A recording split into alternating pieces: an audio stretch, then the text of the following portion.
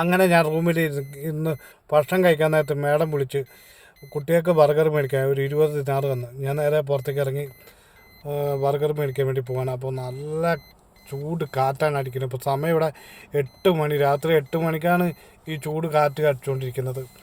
അപ്പോൾ ആ ചൂട് കാറ്റ് ഏറ്റുവാങ്ങി, ഇതാണ് പ്രവാസികൾ, ചൂട് കാറ്റ് ഏറ്റുവാങ്ങി ഞാൻ നേരെ വണ്ടിയിലെത്തേക്ക് ലക്ഷ്യമാക്കി നടന്നു. നേരെ വണ്ടിയുടെ അടുത്തെത്തി. വണ്ടി ലോക്ക് തുറന്ന് ഉള്ളിൽ കയറി.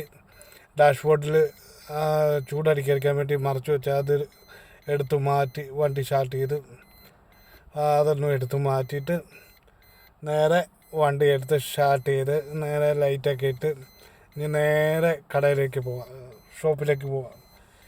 ഷോപ്പിൽ പോകുന്ന വഴിക്ക് ആ ഫസ്റ്റ് സിഗ്നലിൽ പോയി അവിടെ പെട്ടു. അതും കഴിഞ്ഞ് നേരെ അത്തിന്ന് പറയുന്ന ജെമിയാണിത്. ആ ജെമിയിൽ ഷോപ്പ് താണ്ട് ഈ ഷോപ്പാണ്. ബർഗർ പിന്നെ എല്ലാ സാധനവും ഉണ്ടാവും, ബർഗർ ഐറ്റംസ് എല്ലാ സാധനവും ഇവിടെ കിട്ടും.